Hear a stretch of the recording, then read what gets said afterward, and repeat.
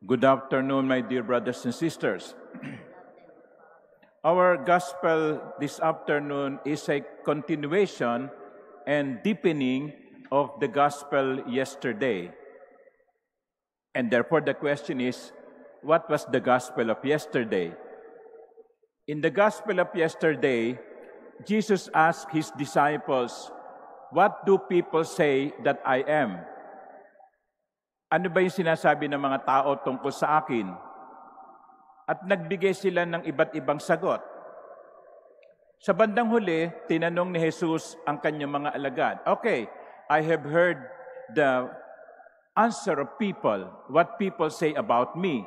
Now I ask you," Jesus is telling these disciples, "I ask you, who do you say that I am?"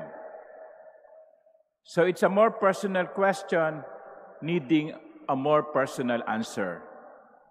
And then Peter, on behalf of the 12, answered, "You are the Christ, the Son of the living God." So napahanga si Jesus sa sagot ni Pedro. At ang sabi niya, "Alam mo, Pedro, nasabi mo yan dahil na rin sa biyaya ng Diyos. Blessed are you, Simon, son of John, for flesh and blood has not revealed this to you, but my heavenly Father. Pinagpala ka sapagkat ang sagot mo ay galing sa Ama." Okay na sana eh.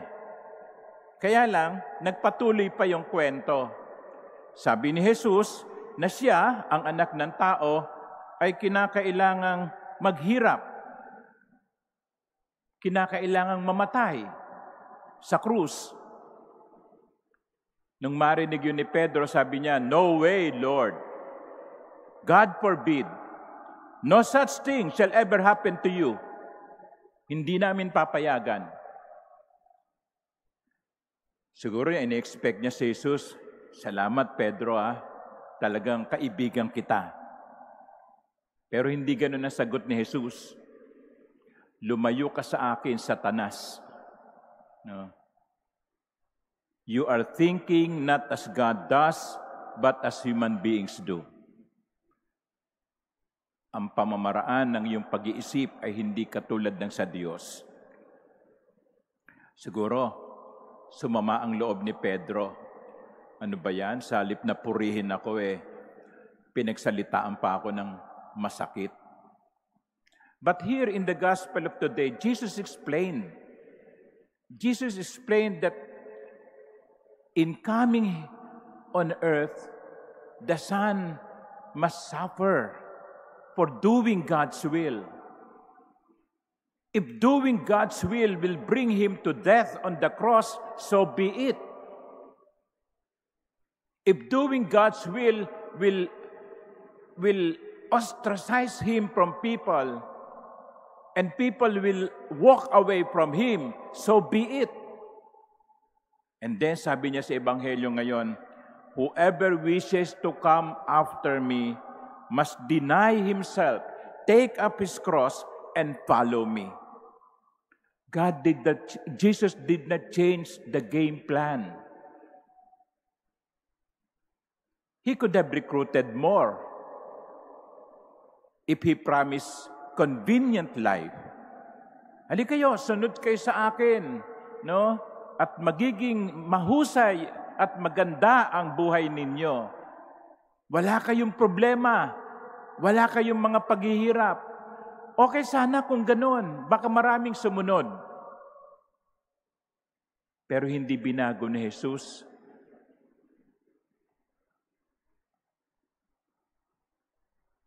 Kaya ngayon, sa hapong ito, sinasabi niya sa atin, kung gusto ninyo maging alagad ko, maging ready kayo.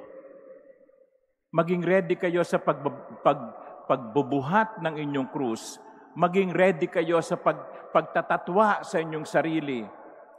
Hindi naman sasabihin ng Panginoon na kalimutan natin ang sarili natin, kundi isaalang-alang natin yung iba. Higit sa ating sarili. The Lord would not want us to hate ourselves, Sabi nga niya, love your neighbor as you love yourself.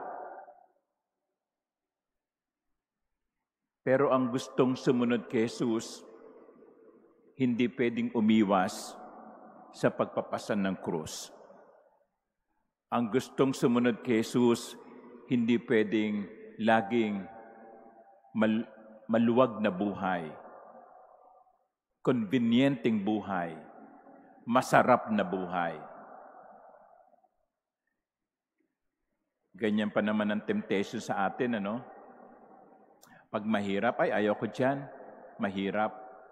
Kayong iba, palipat-lipat ng trabaho. Kasi pag nahihirapan na, hanap ng ibang trabaho. Ayoko nito, mahirap dito. Laging gusto madali.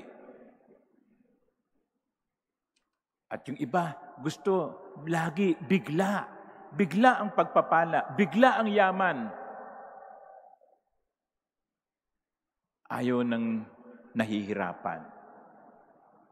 And that is what is the world is offering. The world is offering convenience. The world is offering blessings without responsibility. The world offers glory without pain. Pero hindi ganun kay Jesus. There can be no glory without suffering or sacrifice. Sabi pa nga niya, well, what profit would there be for one to gain the whole world and forfeit his life? O sige, ganyan, binigay sa iyo ito ng mundo. Ano naman ang kapalit? Binigay sa iyo ng mundo ang kapangyarihan. Anong kapalit? Binigay sa iyo ng mundo ang mga material na bagay. Anong kapalit? At yung bang kapalit, masigit sa kaligtasan ng iyong kaluluwa? Because in the end of the gospel, the Lord is telling us, if you follow me until the end, I assure you of salvation. The Son of Man will come with his angels in his Father's glory, and then he will repay each according to his conduct. May kapalit ang katapatan. May gantimpala ang pananatili. Huwag nating iwan si Jesus. Huwag nating ipagpalit si Jesus sa iba. Sapagkat wala nang hihigit pa kay Jesus. You know, my dear brothers and sisters, at this point, I would like you to pray for our political leaders.